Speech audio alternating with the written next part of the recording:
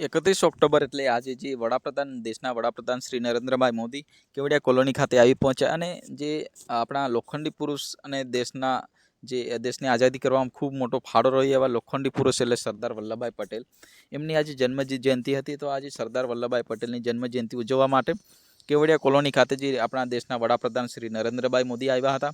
એ Kevadia colony જતા પહેલાં સરદાર વલ્લભભાઈ પટેલના કુટુંબજનોને મળ્યા.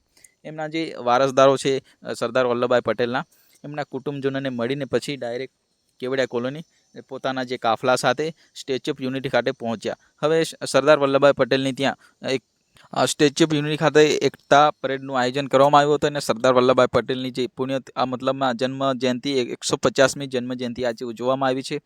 સરદાર વલ્લભભાઈ પટેલની જન્મ જયંતિ ત્યાં ઉજવાઈ અને ઘણા લાખોની સંખ્યામાં ત્યાં લોકોની ભીડ જોવા મળી. સરદાર વલ્લભભાઈ પટેલની સ્ટેચ્યુ ઓફ યુનિટી ત્યાં કેવડિયા કોલોની ખાતે જે સ્થાપવામાં આવી છે, વિશ્વની સૌથી ઊંચી પ્રતિમા ત્યાં statue of unity Sardar Vallabhbhai પટેલની કેવડિયા કોલોની ખાતે બાંધવામાં આવી છે. ત્યારે સરદાર વલ્લભભાઈ પટેલની જે 150મી જન્મ જયંતિ ઉજવવા માટે આપણા દેશના વડાપ્રધાન શ્રી નરેન્દ્રભાઈ મોદી એ પણ કેવડિયા કોલોની ખાતે આવી પહોંચ્યા હતા. તો નરેન્દ્રભાઈ મોદી જે બરોડા એરપોર્ટથી પોતાના કાફલા સાથે બરોડા ડભોઈ રહીને તિલકવાડા દેવલિયા રહીને સીધા સ્ટેચ્યુ ઓફ યુનિટી ખાતે કેવડિયા કોલોની પહોંચ્યા અને ત્યાં જે સભાનું આયોજન થયું હતું જોરદાર, ત્યાં લોકોની લાખોની સંખ્યામાં ભીડ જોવા મળી હતી. ત્યારે જે સ્ટેચ્યુ ઓફ યુનિટી ખાતે જે આપણા દેશના વડાપ્રધાન શ્રી નરેન્દ્રભાઈ મોદી આવ્યા હતા અને જે એ વિસ્તારના ડેડિયાપાડાના ધારાસભ્ય ચેતરભાઈ વસાવા એ સ્ટેચ્યુ ઓફ યુનિટી ખાતે નરેન્દ્રભાઈ મોદીને મળવાના હતા, પરંતુ નરેન્દ્રભાઈ મોદીને ન મળવા દીધા.